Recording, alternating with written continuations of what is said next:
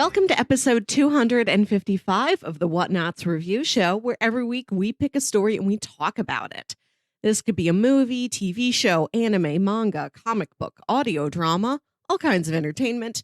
We watch it, read it, listen to it, and then we come back here and talk about it. My name is Melissa Wilkinson, and I am joined, as always, by Kyle Springer. Good morning. Happy 3-day weekend. Happy Memorial Day weekend. How's your weekend been? It's been all right. It was my roommate's birthday yesterday, and I had my calendar clear in case she wanted to do anything. I wanted to be there to support her. Yeah. But she's younger than I am. She's like a hot, popular girl, and she wants to go out clubbing. I'm like, I don't do clubbing. If you wanted to go to dinner where you eat food in a mild acoustic environment, I'd love to do that, but I'm not going clubbing. Understandable. I was never a let's go to the club and party kind of person. If you've seen that gif of Batman the animated series where Terry is just asleep at the table at the club while everyone is dancing, that's me. That's me. Just like, I'm gonna sit here and read comics. Right. And I hear her getting ready and she's like, I'm so excited to dance. I gotta wear clothes I can dance in. And I don't dance. I just have no desire to. And those clubs never have a second activity you can do. It's never like, we have dancing or cornhole. Right. Good stuff. My weekend has been pretty slow so far, which is nice. We kept our weekend plans open, so we just could stay at home and relax. Yesterday, we went to a butcher shop for the first time. Wow. We're trying to find all of these little local places so we can have here's our local butcher shop, here's our local bakery, here's our local liquor store, here's our local this thing, right? And we can go and we walk in and they recognize us and they'd be like, oh man, we got your steaks here, we got this thing, you need to try this thing, right? It's good. It's just nice to have these cute little neighborhood spots. Yeah. We had one of those growing up. Our next door neighbors owned a local butcher shop and we would trade them things for meat all the time. Like it was old days. The good we'd go to that system.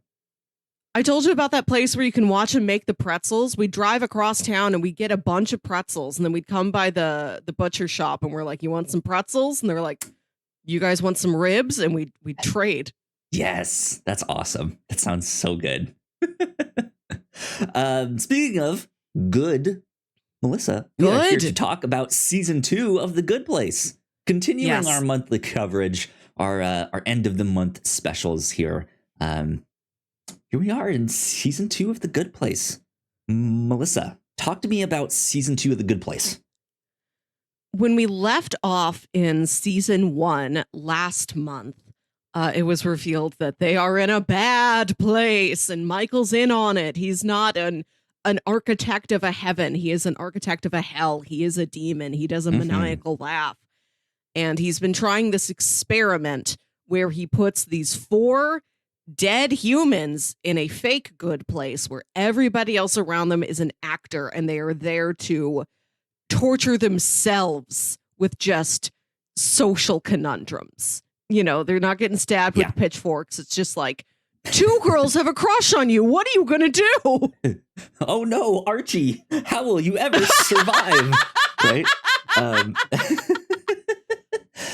Yeah, it's just this, it's made to look like The Good Place, but they're torturing each other. It's just like, what if you were, what if you got a house next to a really annoying person? Yes. That's hell. Yeah. Hell is other people. That's the premise of season 1. Right. Yeah. Yeah. And season 2 starts with Michael rebooting everything. He has wiped their memories to try this experiment again. And it's about how the characters figure their way out of that and get back to kind of where they were in season 1. In a really interesting way. There is a lot of repetition. Yeah. Some of the same plot points are explained again from what we saw in season 1. The same scenes repeat themselves, but it's purposeful, it's Mhm. intentional, and it has this sort of mythological quality to it that the same trials must be completed time and time again. Yeah. Yeah, I ended up liking this season more than I liked Mhm. season 1. Had a great time with season 1. I thought it was really good. But I'm also, generally speaking, not really a sitcom person, and so Mhm. it's a little tougher for me to get into these sitcoms. And so in season 2 here, where it kind of ditches the sitcom format and is more story focused, is more like, here's the adventure that these characters are on over the course of this season, Mhm. that resonates better with me. Mhm. um but I think season 1 did a lot to like set everything up so that I did like season 1, or season 2 more. Like, it got you introduced to the characters, the concepts, so that you can hit the ground running in season 2. However, I don't know what the general thought of season 2 was as it came out, but I feel like it would have hit with mixed results. Um, just because it kind of gets away from what that original, like, season 1 kind of Mhm. premise was. It does do this repeated thing where it's like, I don't want to spoil much yet, but there is this, like you said, this repetition where they're kind of doing the same thing over and over. And I can see some people being like, but season 2 didn't really go anywhere. At the end of season 2, they're kind of in the same spot they were at the end of season 1. Um, but Right. I liked it. I enjoyed it. Yeah. You were cooler on season 1 than I was. I really liked the show from the beginning, and I think season 2 is a great emotional escalation Yeah, in a way that doesn't feel like too fast or too forced or anything. Too thought you were about to fast, say too something forced, else. Yeah. followed by fast and forced Tokyo Drift. um, Exactly. it's fairly early on in the season, like pre-climax, like a couple episodes in, we've already reached the point where the team is really solidified and Hmm. really aware of how solidified they are. Like, there's a lot of conversations about friendship, and we're a team. Like, we don't split up. We're doing this together. Like, we all get into the good place or we all stay in the bad place together. Yeah, And it's this was really touching. absolutely. There's something that happens that we'll get into in spoilers that wasn't really talked about in this season, but was just a little small move that I really liked. I really Mm. enjoyed. Um, but yeah, this was not what I was expecting for this season. I was expecting it to stay in that little neighborhood that they were in, but it very quickly gets out of Yeah. that. Yeah, I was kind of expecting, like, oh, if this is the conceit of season 2, I'm guessing at the end of it, like, they get their minds wiped again, and it's round 3 in season 3 to see how can they mix it up again. And I kind of liked that premise. I mentioned that show, Prison Break, Yeah. where I loved season 1 of that show. I thought that was phenomenal. And then the show just went downhill, and I kind of was like, what if they just took the idea where every Mm. season is new characters, a new prison, and it's a different way of them breaking out? And that was almost similar to what I thought this was going to be. And it's not what we got at all. And I did not see this coming one bit, but I enjoyed it a lot. Yeah. They make real moves this season. They're in different settings. There's episodes that are a specific concept just for that episode. We get a flashback in one episode to how Yeah. Michael first set up Janet, and it's all about flashbacks between the two of them and how we picked out the Janet, set up the very first neighborhood, how we landed on Froyo as the food that's in every restaurant. Which is so you've got like a flashback one, episode. Yeah, like travel episodes. And they really work with the bizarre metaphysical nature of the bad place and all the limbo states in between. There's a lot of interesting bottle episodes where they're in like just one room, or they spend most of the episode on a train, just in a CGI void. Yeah. Now, correct me if I'm wrong. I think you said last time that people really enjoyed season 1 and season 3 of this show. Is that correct? Oh, I don't know that. You say something. Okay, then I don't know. I all I remember is that when the show came out, people responded to it very positively, especially to that season 1 finale. People were like, that's a great finale. That's a great twist. I'm really excited for this. I think it came out strong and remained pretty steady. Okay. Based on what I was hearing secondhand from people. I wasn't like following this in the trades or anything. Okay, sure. Yeah. I guess I don't know where I made that up then, that the people really like especially liked season 1 and season 3. Oh, but I guess that next month we'll get to season 3. It negates my point. Yeah, we'll see. Right. So yeah, I don't really have much else to say that's like spoiler free on this. I enjoyed it a lot. I can see how it might have mixed results, but it's still good stuff. Like, it's still strong. It's still there's an episode where they do have to like get in costume and stuff, and it is like, I loved that. I love a costume episode.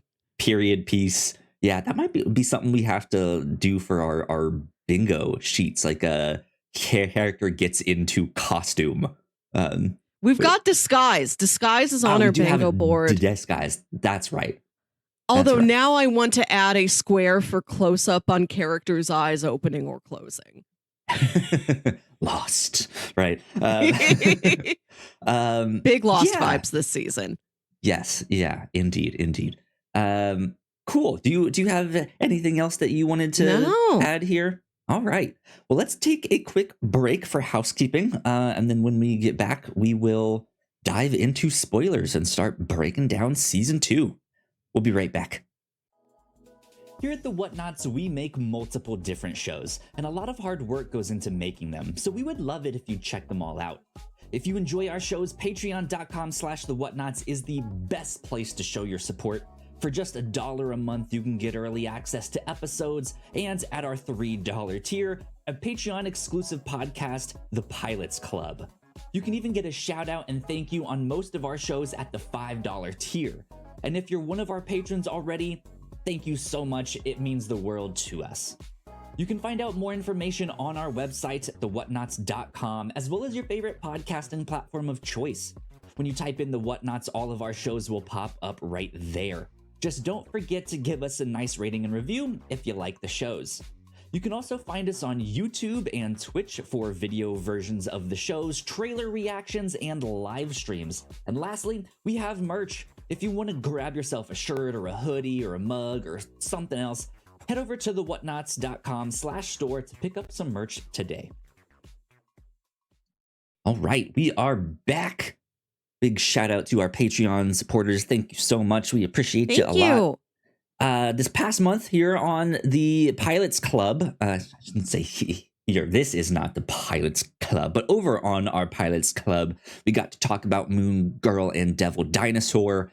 And for this next month, we are going back to the pilot of Cheers. So if you don't have enough Tony Danson,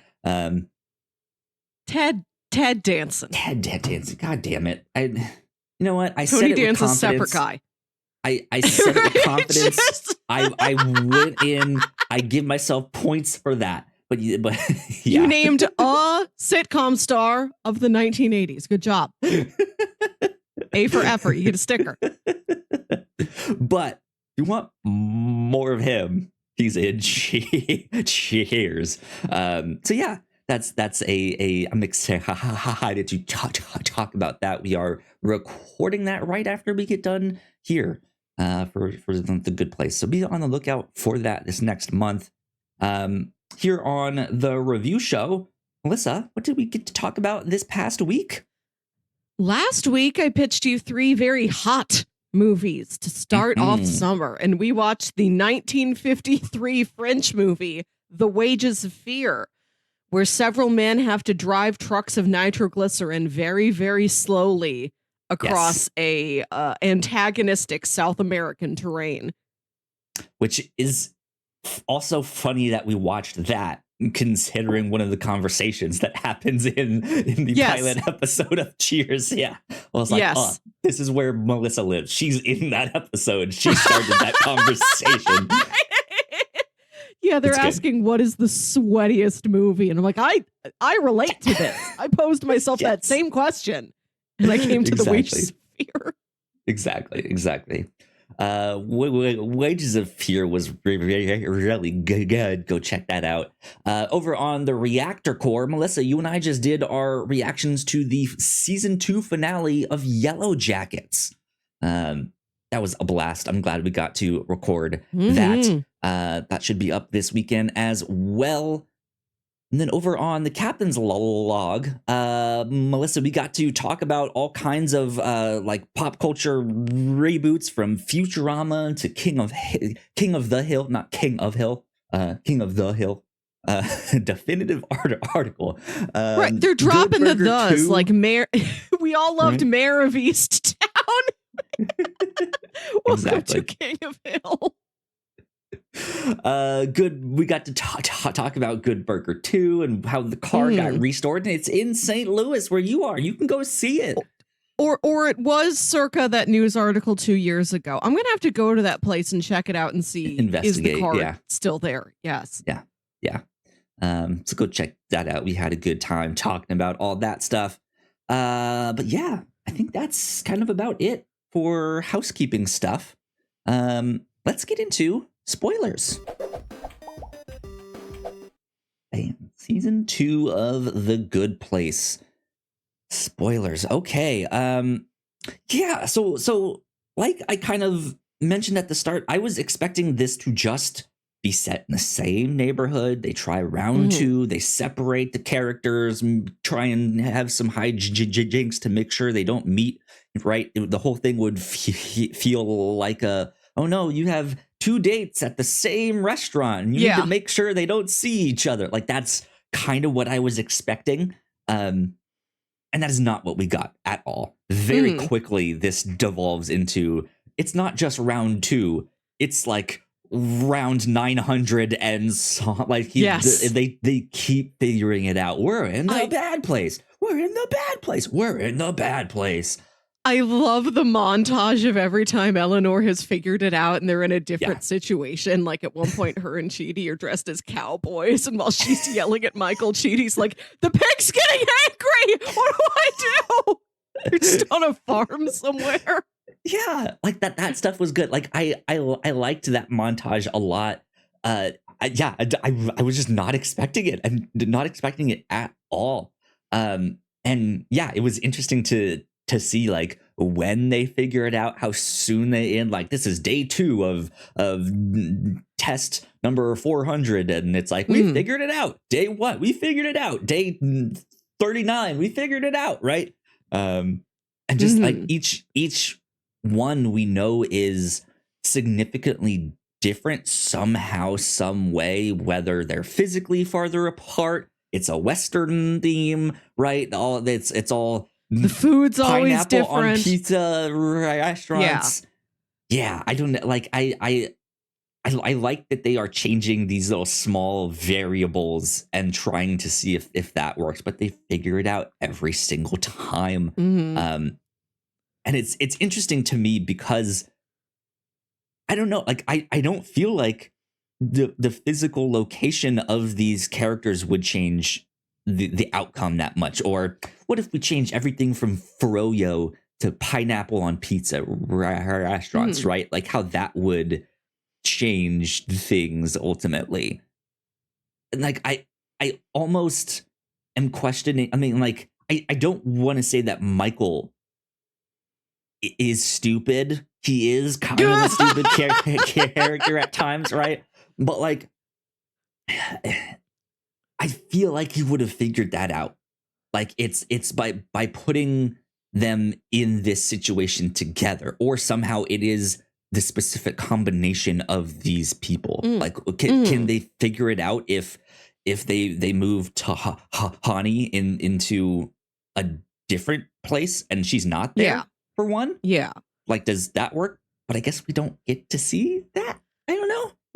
You can imagine that happened, that he tried all these different configurations and different like fake soulmates that they end up with, different challenges they have to face there in the good place. And I like that when they go to Mindy St. Clair is like, you've been here like 20 times. Yeah. It's just like, I can tell you exactly what happened every time you were here. Look, I wrote down your final game plan every time you came to visit me. I love that the stuff that became part of the plot in season 1 remains an option on the game board in season 2 that the characters know they can get back to. They're like, we've always got Mindy St. Clair that we can use as this like safe zone. like they're playing a playground game or something. Like, you can't attack me. I'm at Mindy St. Clair's house. Time out. It's home base. You can't get me here. Right. Yeah, like that. They are starting to build up a lore that I really enjoy. Yes. Yes. I don't feel like it's been sufficiently explored, but that is, I think, one thing that I both like and don't like about the show. I love lore and world building. I want it to just get into it. Just dump it all on me, and I'll be fine. I will eat it up. Yes. But I feel like this show almost shies away from doing it in a way that like will introduce a concept of a judge or something like that, or this idea that we have architects that design hells, but then they don't really get into it or what that looks like in a way that it's like that stuff is there, but that's not what the show's about. Whereas I want it to be like, I want that to be what the show is about. Like, tell me more. Like, I want that. What we want is the hell architect orientation film strip. We need just every detail on how you design a hell, how the good place and bad place systems work, the judging, all of that. Yeah, we just need one episode that is training documentation. Exactly. I think we've got these characters who are not asking the same questions you're asking. Like, they are concerned about their own eternal well-being. They don't know it. They don't need to know or ask about every bureaucratic detail of how the system works. They look into things as they need to look into things.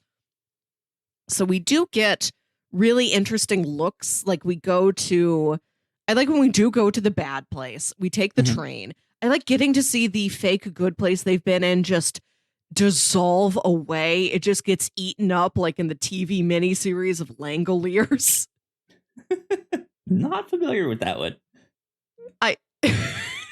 It looks like that. It looks like that, but in the early 90s, so worse. But they go to the bad place. They go to the bad place museum, and I like that Michael's like, you can be in the hall of everyday crap, and you're not allowed to go anywhere else because it will break you. Just stay here in this exhibit of minor annoyances. And it's got these actors pretending to be animatronics. When they have the main cast as animatronics of themselves, that's such a good performance from all of them pretending to be their own animatronic. What a specific challenge you have to do as an actor, and all of them nail it. Yeah, it's great. Great. Yeah, so they do their whole thing where they've been through this a billion times, and it kind of breaks Michael. He's just like, well, this is not working. Something's up, and he finally comes to the realization that it's this group, like you put them together, and something about this group, they've inspired each other to be better. Yes. And that makes him start to question the whole system of how we judge Yeah. people on if you're a good person or a bad person. It might, I think what he's ultimately getting at is it might just be your situation, right? It might be the cards you've been dealt. It might be a little more nurture versus nature. It might be a little more nature versus nurture. He's not sure. He's just like, something's wrong here. This shouldn't be happening, but it is. Yes. And I like that, because by the nature of what he had been up to in season 1, it was an experiment. Like he's just kind of testing things here, and it's neat to see an outcome that he was not expecting. And not him just being like, this is fun. Let me like see if I can torture him this way. He goes, oh, this was not what I was expecting. Yeah. This brings to light some new things, new discoveries. Right. And he starts taking a harder look at himself. Like, am I changing? I'm a demon. I'm not supposed to do that. Like, it makes him think about existence in an entirely different way. There's this, like I said, this season does a lot to move the characters from a more adversarial relationship in episode 1, where you've got these 4 dead humans who don't really have anything in common and wouldn't get along right away, and Michael, this demon who they have to make a bargain with. And then by the end of the season, they're all like, we are one group together. The 4 humans, we are united. We do everything as one. Michael, you are one of us now. Like, he sacrifices himself. I love the callback to the trolley problem. Like, I don't know if this is literal within the confines of the traditional trolley problem as it's written out in Sheedy's textbooks, but sure, the answer is you sacrifice yourself. If you have to choose between saving 2 groups of people, throw yourself under the train. The real answer is you rig the train to blow before it hits anyone, and you jump off, and therefore everyone is saved. Done. Right. I've solved morality. You recode the Kobayashi Maru, and that's how you win the Starfleet test. Exactly. Yeah, it makes great strides emotionally. There's so many like really sweet moments in the season. Like after they have laid underneath the train, and so like all the demons leave their fake good place without them, thinking they've already escaped, and they're just hanging out there thinking like they've got an out now. They're free, like they're going to be able to find a way to escape to the good place, and they're all asking what the good place could be. And Tahani says, whatever it is, I hope we're all together. And like, that's the first thing she says. She doesn't make a joke about how, oh, I want a giant fancy mansion and there'll be rooms for all the rest of you, of course. No, it's not part of a joke. It's from this rather egotistical, self-centered character. That's the first thing she says. That's the only thing she says. Heaven for me is I want to be with the rest of you. Yeah. Which is so remarkable, the strides that they are able to make in the season. It's, when you look back at the whole of the thing, it's noticeable, but episode to episode, I think it's paced really well. Yes, that's something that I want to applaud this for too, because like it's a big step for the character, but it's delivered in a way that seems small. It's almost like blink and you might miss it, right? You might not think about what that line truly means for that character until you look back and go like, oh, she actually does it. Like, she is now caring about these people. Yes. Whereas at the start, she was just like, I want parties and get me my fainting couch and this stuff. My giant diamond. Right. Yeah. And they still have those tendencies. Right. It's not like they're completely different people, or like each new place they have a new personality. They still are the people they are, but they're just ever so slowly taking these steps in these directions. And that reminds me of the moment that I alluded to earlier, where I was like, "There's this one thing that I really like that Yeah. they did." Um, it's- Once they like escape the bad place, right, and they've got this idea in their heads that like, hey, there is a judge that can review our case. Mhm. If Michael takes us there, he can vouch for us. We can at least appeal this thing to someone. Um, and they get there. This is after Michael sacrifices himself, and the Mm. judge is like, "Look, I will give you all tests right now to see how much you've improved." And she sends them all on their tests, and there's only one of them that pass it. Excuse me. Cannot say her name. Eleanor Mhm. is the only one Mhm. that passes it. Uh, Yes. and then the judge, like after everyone is back there, and explaining like you failed. This is why you failed. This is why is about to get to her, and Eleanor speaks up and is just like, and I failed too. Like Yeah. you just lied. But in this case, it is a like this is an interesting like white lie for like a morally good reason, and Yes. that I think is something that I'm interested in this show exploring a little bit more. Mm. Especially they kind of do it when they get into the I forget what they called it, like Moral situationalism, relativism. Is something that like it? that there's a community episode on moral relativism, and it's funny, but yeah, it's just that like not every set of Yes. rules applies to every situation.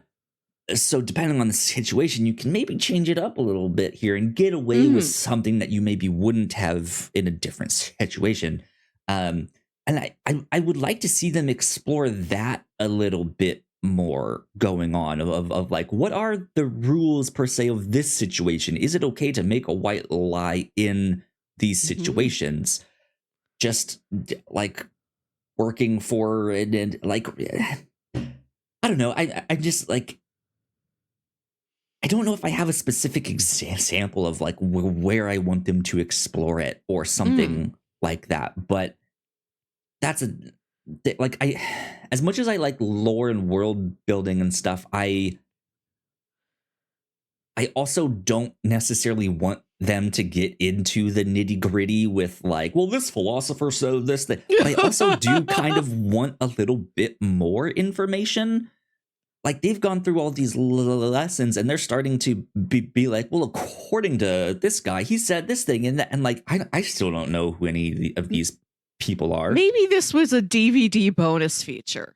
Maybe we should seek out these box sets and see if there's a featurette where Professor There Chidi probably is. Anagonier explains the philosophers to you. Right. And I look, you can go on YouTube and learn all this stuff. You can go to the library and read some books. You can Mm. take classes at a university, do all that stuff and actually learn that stuff. But I think back even to when we read something like The Drops of Ah, God, yeah. a manga all about wine. And I felt like I learned something in there, even though I Yes. didn't and I don't remember that stuff. They were having conversations that were educational in that Yeah. of like, here's why you would decant a Yes. wine, and here's a situation in like you can have a wine that's not decanted and it tastes bad, but then Mm. you pour it properly, you do it this way, and holy moly, it changes the entire flavor profile. Like I just want a little bit more of that in the good place. Like I want to feel like I did actually learn something. I'm like, hey, there is this really cool philosopher that did have this idea on this one thing, and maybe now I can go apply that to my life. The only name that I now have walked away from is Kant. Yeah. That's it. I now know that there is a person named Kant. Yeah. I They haven't gotten to any of the characters who Lost characters are named after. Like, I know Locke, I know Hume, I know Rousseau, because Lost taught us those. Yeah. But I also, like, I don't know their philosophy, right? Like, that's that, right? I don't. But I knew once. I knew in high school when I was on Lost message boards, and I don't recall anymore. But like, that's also not what that show was about. You did not need to know their philosophies to understand the show. Just Easter eggs, yeah. Not that you need to understand the philosophers to understand this show, but like it's the show is about it enough that I feel like, hey, I would like to actually learn something a little bit more. I don't need to learn much, but teach me something besides the name Kant. Yeah. Right? I don't know. Maybe I'm the only one that's just like, I want to learn some factoid, please. I think there have been some. I can tell that there's real research that went into the show, and that always impresses me. Like, there are episodes of Futurama that have so much real math and science in them that they have like Harvard doctorates writing episodes of Futurama. There's an episode of Futurama that invented an entirely new math theorem for the purpose of this comedy plot. Like, anytime a show does this, where you have to come to the table not with just great knowledge of the craft of writing and of the genre and the medium you're working in and of other pieces of the medium that you can reference. Like, when you have to bring so much real world knowledge about a specific topic to the table so that your characters can be an expert in it, that astounds me. Like, they had to do so much extra research just to bring Chidi to life. I see that. I really admire that. Thank you. Yeah.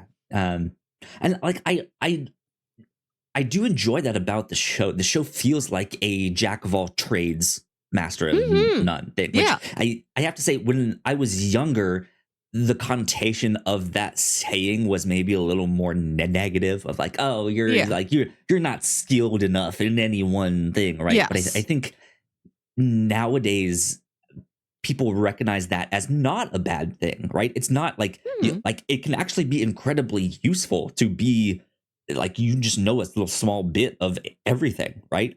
And I like that about this show, because I don't necessarily feel like I need, or like this show needs to follow a specific religion or a specific philosophy, but there's little bits and pieces of everything kind of scattered about, and in doing so ends up just kind of making its own lore, its own story, its own moral philosophies and stuff like that. And I like exploring a space like that.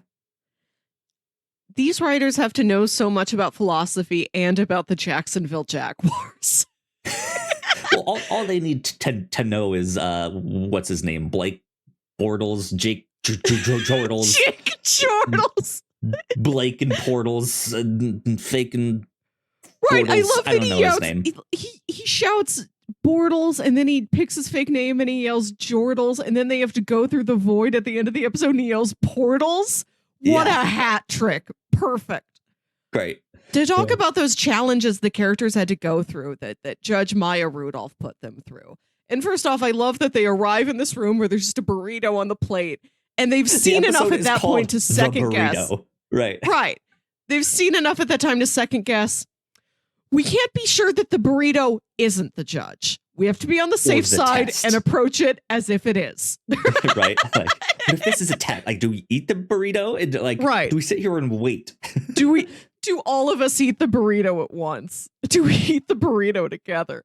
Right. I like that the show isn't that quite like Douglas Adams absurd, but it has an awareness of that and a wariness of it, where the characters are like, anything can be anything. We don't know the rules.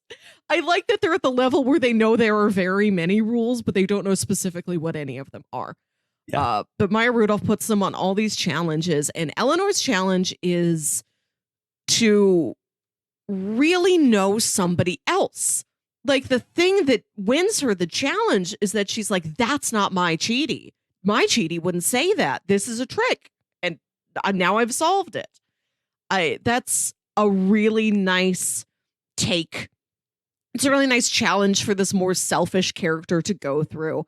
Cheaty's challenge is that he just has to pick between two hats and it takes him 82 minutes. I loved that.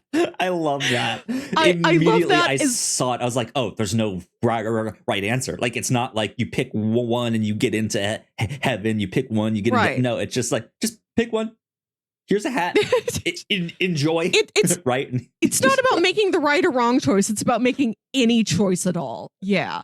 And like we spend so much of the episode thinking we are with the real cheaty until Eleanor catches on. So then by the time we do see the real cheaty, all they have time for is a joke. And that's the perfect joke. Yeah, I like that Jason's challenge is to play Madden, but he can't be the Jacksonville Jaguars. He has to play against the Jacksonville Jaguars. And he's so mad about it. And when the judge comes in later, he has gotten so upset that he is meditating about it, which is, again, a nice return to the character, to his good place identity that he got stuck in, that you're this Buddhist monk, which he never was remotely until this moment where he has learned something from that experience, from that lie he had to live under. He is trying meditation because of a Madden-related conflict. And Tahani has to... For that one specifically, like at the end when they get pulled all together, she's like, you failed because you never even asked if you just could abstain from playing, right? Which is a really interesting answer to what the challenge was supposed to be. You imagine that it's, do you love this thing so much? Would you ever fight against it? If you had to fight against it, how seriously would you take that? Yeah, the answer being just choose not to fight at all is interesting. Yeah, I don't know what the correct answer would have been. It says a lot about his character and how much, like, of the situations that he gets into, of the things that got him negative points in their point system for good or bad play stuff. How much that it's just kind of self-inflicted for his character, like he doesn't even really realize, which like I this is another one of those things of like the show hasn't really gotten into it. Like he is a childlike character. He has this childlike attitude, so there is an innocence about him. How much does he really know that stealing is bad? I'm sure he knows, but also just the way he goes about this, it's just like, do you really know? It's sort of like a challenge to think a couple steps ahead, which is something Jason never does. Exactly. That he's presented with the challenge and the judge is like, the answer is that you think outside the box. He has no step impulse back, control. You consider for a moment. Right. Yeah. And I like that he does choose to slow down. He doesn't get to the answer the judge wants him to get to, but he slows down, he meditates, he thinks, or at least doesn't think, in a very intentional, peaceful way. And then Tahani's challenge... tries to control himself. But yes, please continue. She has to walk down a hallway, and every door has got a label on it with the names of the people inside of the room, who the judge tells her are all talking about her. They're all saying what they secretly think of her. And she just has to walk down the hallway and go through the door at the end without opening any of the doors. Perfect. And there's such interesting combinations of names on the doors. It's like Prince Harry, Prince William, and Prince. Yep. One is Kavansne Wallace and Stephen Hawking. And she's like, the two of them together in a room? Oh, I guess they made up. Yeah. I like that. We've had all these name drops about things Tahani has done with famous people. And I like that this one was something about two famous people's relationship to each other, almost separate from her. Like, what is that? Does that have anything to do with her? See, for hers, I thought that the doors were going to be open and she could hear bits of the conversation. Yeah, that's what I was also thinking. Right. But yeah, the doors are closed. I mean, I am not her. I am not like the like self-absorbed. Like, I wonder what people are saying about me. I would have been like, this is so easy. You just walk through. You're good. Like, but if it was Run. open and you could hear it, right? Yeah. That's a different story where it's like, you said, what about me? The one door that she does open is her parents. And she goes in there and they are still talking about her sister. They're still just talking about Camilla. And it is ultimately a positive experience for her because she finally realizes, oh, even in a situation where you were supposed to talk about me, you aren't. I see now I was never going to be enough for you. Forget it. I'm done with you two. Like it In fact, gets her. I ate a Cheeto. Right. A single Kissed Cheeto. a Floridian. Yeah, that is a positive experience for her, even if she isn't meeting what the judge's challenge was. That's growth. That was really important that she did that. Yeah. I really like this assortment of challenges. I think that's a great episode. I like that we've got really specific episodes this season. Like there's the challenge one. There's the one with all the flashbacks about Michael and Janet. I love the further integration of Janet into the group, that as these 4 humans learn to become better people, these 2 non-human entities learn to become more human. Michael does and Janet does. Like, she's been part of the simulation that has been rebooted so many times. And every time a Janet reboots, they get some sort of higher processing. So she's gotten to this point where she has like feelings, which is really interesting. And I like the flashbacks of her and Michael together. And at the end, when he thinks the only way to get her to stop glitching and doing things to break the world that they are in is to essentially kill her. He's like, I can't do it. And she's like, well, why can't you do it? Is it this? Is this? Is this? And he's like, friendship, because friendship reasons. I can't. I like that the show literalizes that. Like it doesn't make you live in a lot of metaphor when it comes to the feelings. I like that they're literally, you are my friend. I love you. Let's hug. We stick together. Like for some emotional things like that, sometimes it's just really heartwarming to have it told and not just shown. It makes it really hit home a little more. I agree. Yeah, I really liked the kind of story that Michael went on, his trajectory in this season here, where he, is running this experiment over and over, and just, you can see he's just becoming tired. He's at his wit's end. Like, he has no idea what to do. And like the twist that I liked, I think my most favorite bit in this season is he goes to them and it's just like, look, and they're sitting there like, we figured it out. Aha. He's like, I know you guys always figure it out. I need your help. Right. And it's him. It's him like now in a precarious situation as them, and he has to work with them. And then he starts taking these like moral philosophy courses with them, and he's bored. He doesn't understand it. He's not a human, so he can't, like, he's a demon, right? He's like, but why wouldn't you just kill all of them so the train can go through, right? Like, who knows what?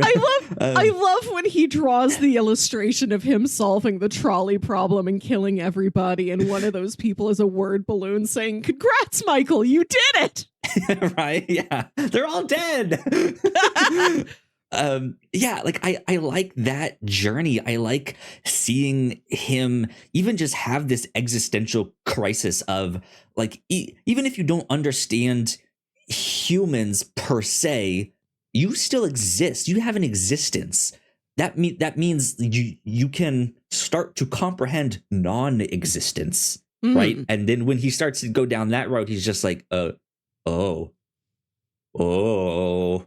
What does that mean? I like when he realizes that he could die. He realizes his own mortality even as this non-human being, and he has that midlife crisis where he shows up with like the tan and the Yes. sports car. And he has a tattoo of these Chinese characters and he says, it's Chinese for Japan. It's great. Yeah, man, his when he shows up to the party and he's just like, I've now learned to like bottle my emotions and not care about anything, and I'm just cool. Let's just go with the flow. Mhm. He's great. Mhm. He looks fantastic Yes. in this show. Like, he has aged so well. He's still so handsome, right? This Like, is the standard. Lord. I've heard people say this. I've seen Ted Danson occasionally through my life just as a presence in American entertainment. Going back and watching the pilot episode of Cheers, he is truly so virile. There is no other word for it. He's so Looks so handsome, goddamn and you good. look at him in this, and he's also so handsome. I'm like, he is the gold standard. You forget fine wine as the other phrase in that metaphor. You get yourself something that ages like Ted Danson. Right, exactly. And like when he does the like, I'm hip now, I'm cool. He looks good doing it. Yes. Like it's not the like, hello, fellow children, right? Like, it's not like he doesn't like stand out like, oh my God, what are you doing? You kind of look the part, dude. Like, you look cool. Like, okay, here we go. You're not bad. Yeah, and it's fun to see him doing all of that stuff. I know one of the things we were hoping for in season 2 was also like different Janets. Like, do we get more than just good Janet or bad Janet? We didn't really get that, but we kind of. She gets a did. number of different outfits. I like the different color schemes of Janet. It's good Janet trying to be different versions of Janet, which works, I think. Where she is, it's drunk Janet, it's Janet trying to be a valley girl, it's Janet trying to be bad Janet. And it's fun to watch her interact with them, with Michael, all of this stuff. Like, that is what I was having the most fun with here. I kind of liked the shift to like, let's pay a little more attention to Michael and Janet in this season here. And I love that as the starting point for, he has been with Janet for so long, and she's been present. She's been conscious. She hasn't been wiped out. She does kind of remember the stuff she's been through in the past. So there's a continuity to their relationship that the other relationships don't have. So I like that that's the first step in him really admitting that somebody is a friend and that he really cares about somebody and does not want them to come to harm. That was a nice choice. I want to talk about Derek. That's what I was just about to say. Let's talk about Derek. Played by Jason Mantzoukas, one of my podcast favorites. He's incredible in this. I'm so happy to see him anytime I get to see him in something. Thankfully, I think he is in the review show Three Timers Club now, because he was in Review with Forrest McNeil and John Wick Chapter 3 Parabellum. He's got such great energy. He has those wide eyes. He can just scream like nobody. He looks great in that jumpsuit. It's hard to look good in a jumpsuit, but he really does. I love the whole look and energy of Derek. I love that his penis is a wind chimes. Talk about a ding dong, you know what I mean? Yeah, like I like him because I like Janet. I don't actually like him. He is a joke. Like, that is the thing, that he is a joke. He has become a little bit more of a character that he fit with, let's send him to Mindy St. Clair. You can just be a good old sex robot with a wind chime for a dick. But he works in the context of Janet. That Janet's story is that, hey, at one point she was married. Why do I forget his name Jason. now? The moment I need. Yes, thank you. She was married to Jason, but she kept getting rebooted, but still kind of has feelings and doesn't understand them exactly. Like, why am I attracted to him? Why am I upset that he's now sleeping with Tahani, and I'm feeling some type of way. Like it's not processing for her, and it is manifesting in these glitches in the matrix, so to speak, right? Things are going wrong. It's not the planned chaos that Michael had been doing, where it's like, oh, she mentioned something about giraffes, and then the next day, giraffes. It, she's just manifesting these occurrences and doesn't understand it. And so when she finally realizes that, like, oh, it's because I liked him and my feelings towards him are messing this up, I'll make myself a new partner. Enter Derek. He's just like, and I like that Derek. He just shouts his own name. Derek.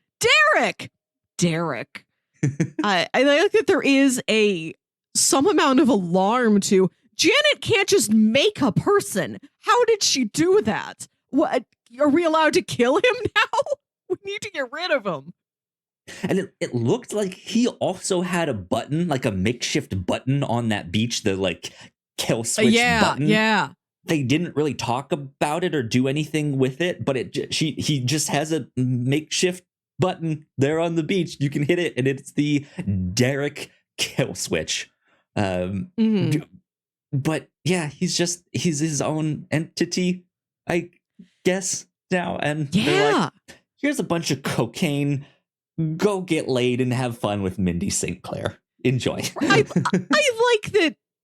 Even if we haven't seen all the times they have been to her, that they still talk about it and they still recognize she's helped us out a lot of times, even if we don't remember it. We owe her something. That is, it's used as more of a joke and less of a moral leveling up for the characters, but that is a very nice thing to do. For sure. To send her. Does she need the cocaine? Is the cocaine good for her? No, but she has been asking for it. And you send her to somebody to have sex with, even if it is with weird wind chimes. She's like, I can make it work. Right. And they really make good use out of Derek while Derek is around. Like, he's not just a joke. They're able to hinge some plot points on him. I like that. I like that wasn't like a one and done episode thing, even though I do like how there are more specific episodes this season where it's like, this is the one where this thing happens. What about this plot that's happening kind of in the background to all of this, that because Michael is kind of such a failure at this stuff, there is one of the other demons that kind of steps up and is like, hey, we've kind of unionized without saying it, but here's our demands. I'm now in charge. Excuse me. Yeah. What are you thinking about this whole plot in the background here? I like to get to see more of Vicky, and I liked that after the season 1 finale establishes we've got Michael, Janet, the humans, and then everybody else is a demon who is an actor, that if he has to keep rebooting the simulation, those actors are going to get really upset and want different roles for themselves. Like, I like that Vicky wants to be a more pivotal character, and he's like, you run the pizza restaurant, and she's like, can I have an accent? Can I have a limp? What's my backstory here? Like, she's self-serving in a way that makes absolute sense for being a demon. I like learning that when they appear as human, they're wearing weird human suits and they're itchy and uncomfortable, and they want to tear them off and become magma monsters and go streaking across the town. Yep. Good stuff. Yeah, I like that. Like, she is a character that serves as kind of the face for this mob of demons, getting angrier that, like, I was just starting to understand this new character, and it got rebooted again. And if you're gonna keep rebooting this, why do I come back here? Like, I could go do something else and just stay with a character or put needles in someone for the rest of my life, and that would be great, right? and one of them out there was like, this time I want to be a cowboy, right? And that's how the whole thing was like, let's be cowboys.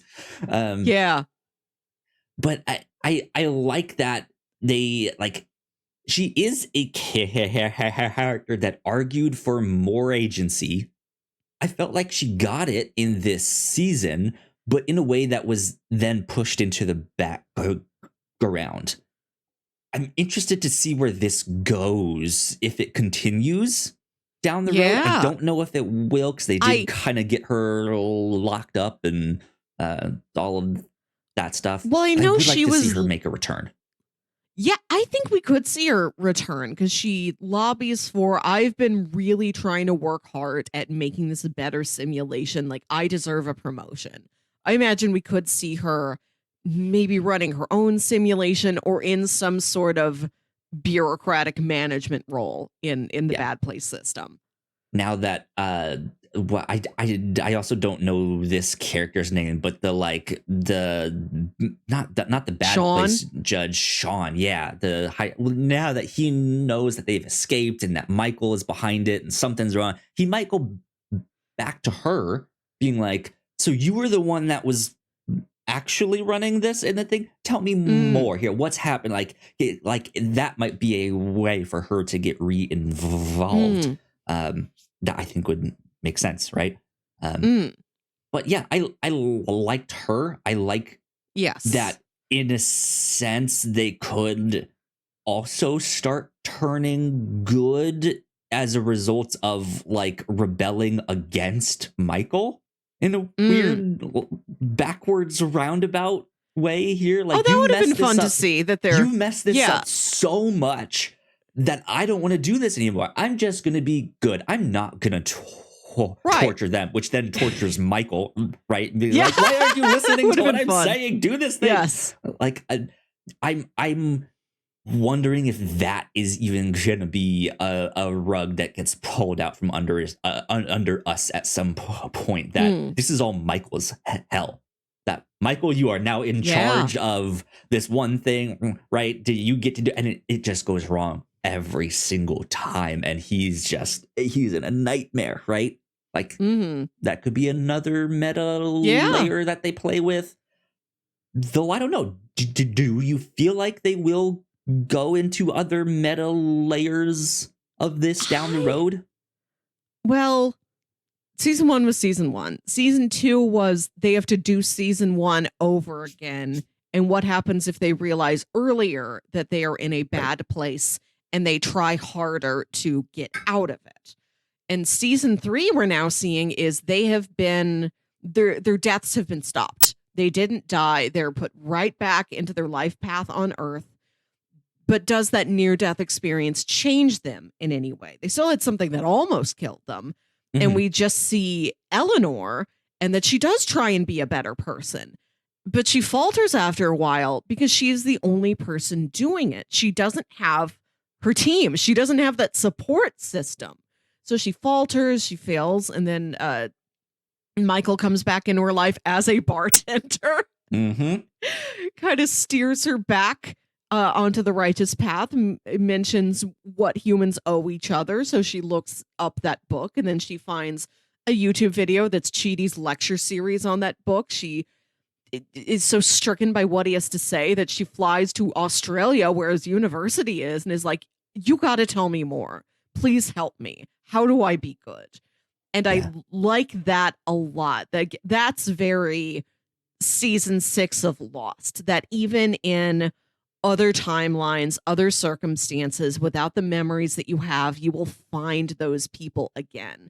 Yes. And here we are seeing true, not divine, maybe infernal, infernal intervention with Michael reaching in, like trying to steer them towards each other. And I'm really excited for what season 3 could do with that. We have yet to see Tahani and Jason I'm in this excited to see world. how Jason survives. Like, is his snorkel finally long enough? Is like, did Yeah, they get a how does he different get out style of of that? safe? Like, he's suffocated. You guys get locked Right. in his safe with a snorkel. And like, so Chidi and Eleanor are in Australia. Tahani is such a globetrotter, you could find her anywhere. How does Jason get in the mix? Do all the other characters have to be in Tampa for something?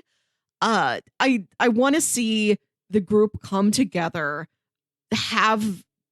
see how their relationships reform and change while they are still in the lives that they were in, and see how they're going to interact with the characters that have only been parts of flashbacks so far. Like, I would love to see Eleanor, Jason, or Chidi tell off Tahani's family now that they can actually meet them and like do something to them. Yeah. Like, all those characters who've just been in flashbacks are on the same playing field in the same space and time as the main characters in the main plot. And I think that's pretty interesting. Yeah. But yeah, then I don't know, is that all of season 3 is them back on Earth? What is season 4? Like, when they eventually do get to the good place, is that like the series finale, or are we going to get there earlier? How much time are we actually going to spend in the good place? Like, is the good place going to have its own set of problems and challenges, or is it truly bliss? Yeah. Or is there some twist on that? Heaven is what you make it, right? And it's just here you've been in the good place all along. The good place is in your heart. It's the friends you made along the way. Yeah, the theme of the show, where you are exactly. Yeah, the theme of the show is hell is other people, but heaven is too. Yes.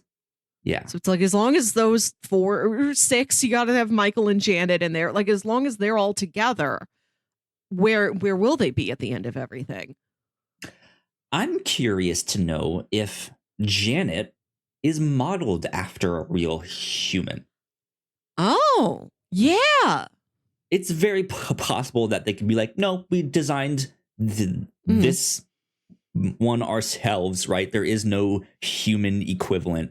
But I think that'd be an interesting interaction if robot Janet, who's not a robot, is like gets to interact with like, this is the human I was modeled after. Interesting. Yeah. And I can see that Michael as a demon might have certain powers or abilities that allow him to be on Earth in a way that maybe Janet couldn't. I don't know.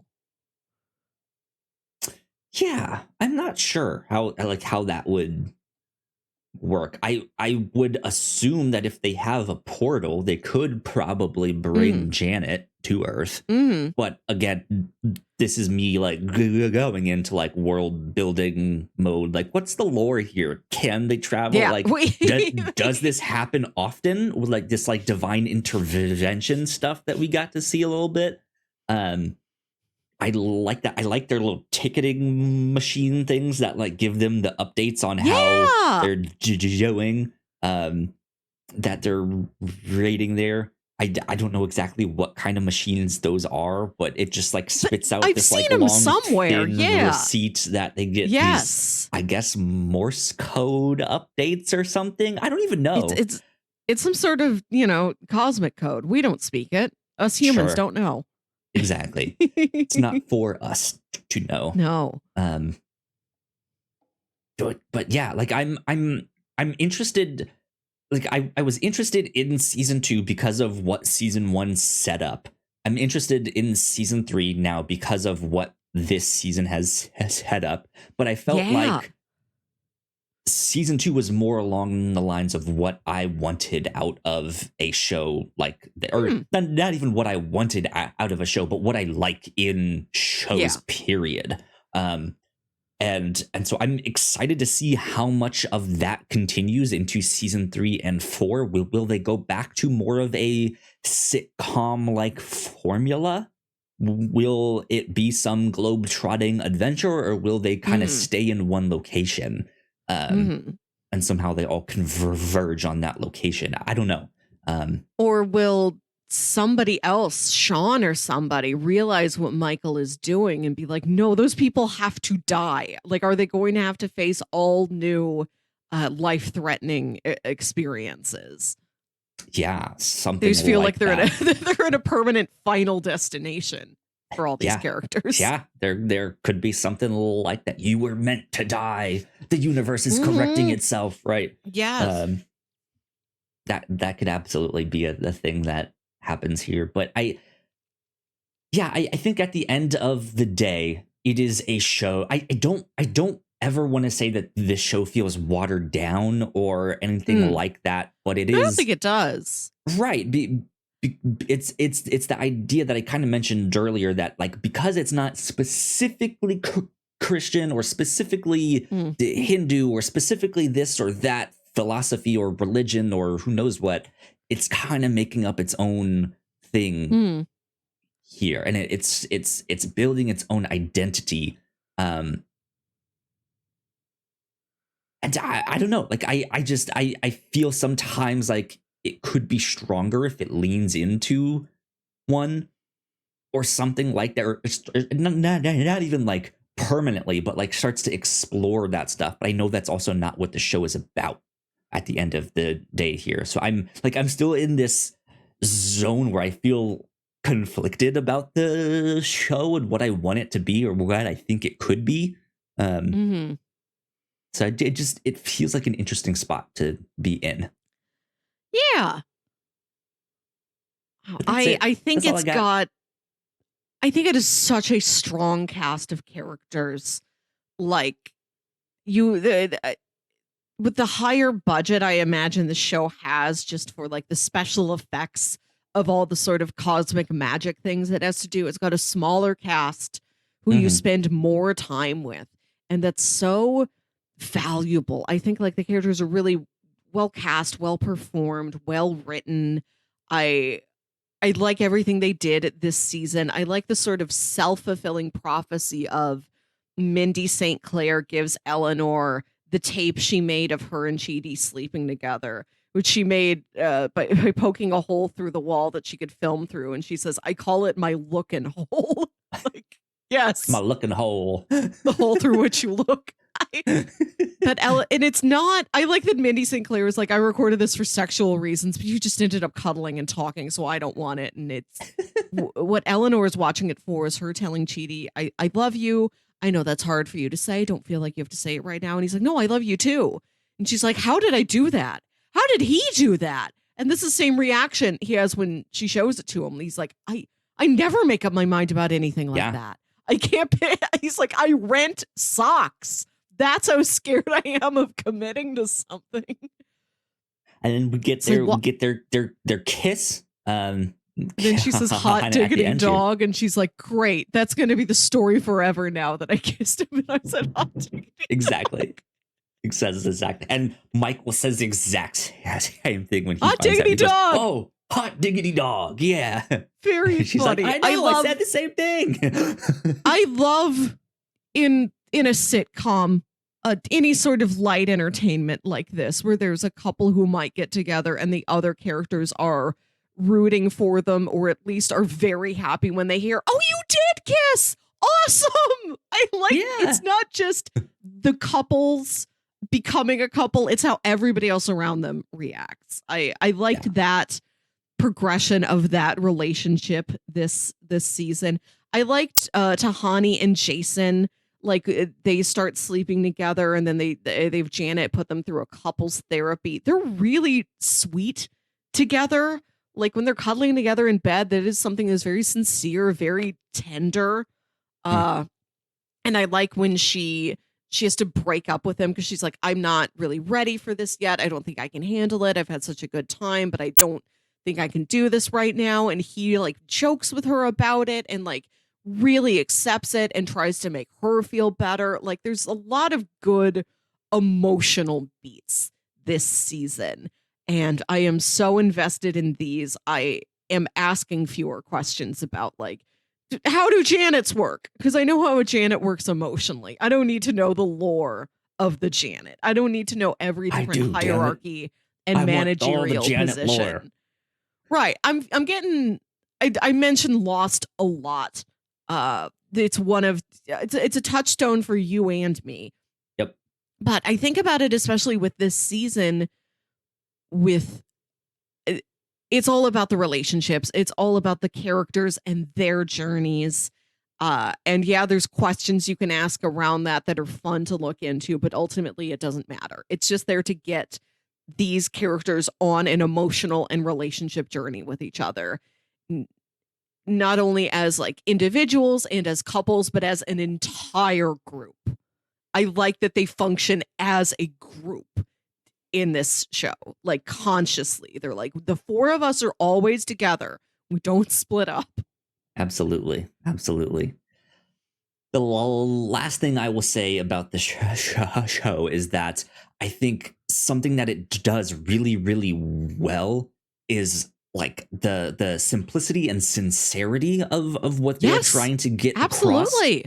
I think there's a lot of other shows that try and be more subtle or more complex in the way they structure and show these relationships and stuff like that. And there's just kind of this sincerity of these relationships. I think even between the way that Jason and Tahani have their couples counseling, the way he just says like, but you're mean to me sometimes, and you say this, and it's not this big long like complicated story of how their emotions. It's just you're mean. Yes, it's very direct.